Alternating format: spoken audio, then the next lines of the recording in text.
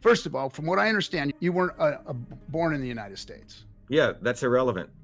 Is it irrelevant according to the rules Absolutely of who can irrelevant. be So people need president? to learn American history. Explain that to me so that Oh, I yeah. can understand where Yeah. that's coming from. So let's go through this.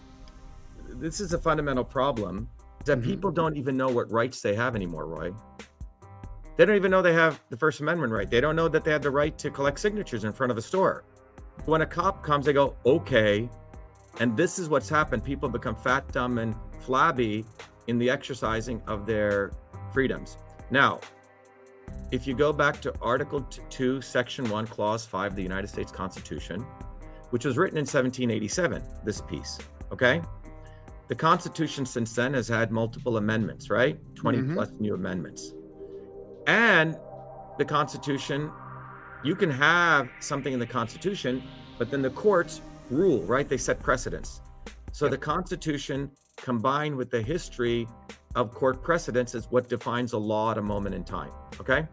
If we go back to Article 2, Section 1, Clause 5 of the United States Constitution, it lays out the 3 qualifications for being president: natural born citizen, which is never defined, ever, not defined. The second is 35, and I think you have to be here, residency requirements like 15 years, okay? And it also says he can be president, he. So the founders contemplated only a man can be president. If you were to just forget everything that's happened since 1787, and you just took that, you will think natural born citizen, and you'll think only he. Women cannot be president, right? If you want to take the literal, however, what has happened?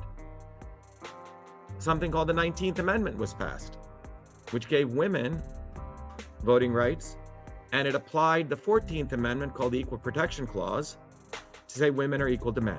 So therefore, any moron knows if they were to quote Article 2, Section 1, Clause 5, they say women can't run. No, go read the 19th Amendment. Similarly, the 14th Amendment was passed.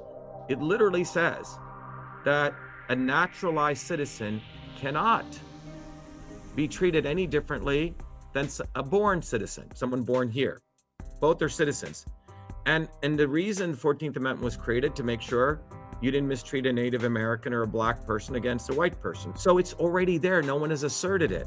Now, even more interesting, the FEC, which is the governing body, FEC stands for Federal Election Commission, in 2011, clearly stated unequivocally, and this is hard for people to understand, that a naturalized citizen can run for president, which is me.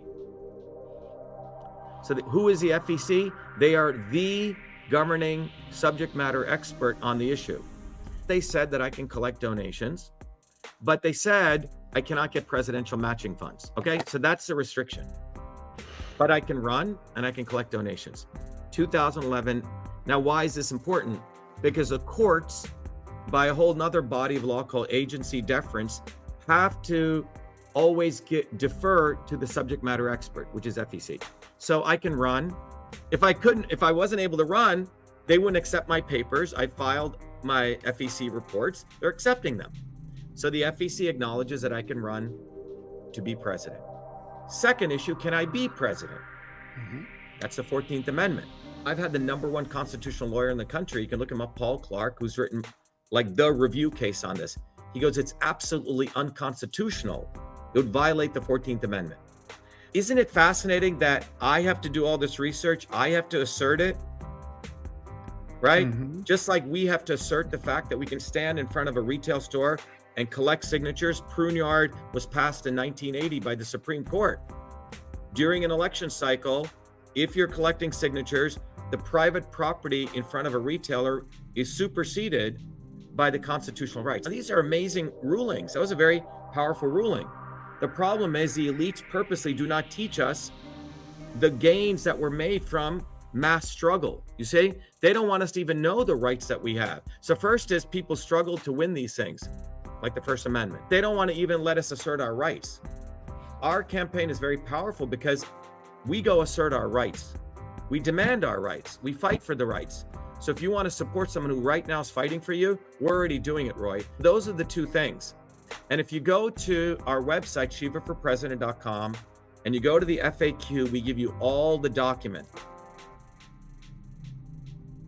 We need to build a bottoms-up movement. Go to shivaforpresident.com and volunteer.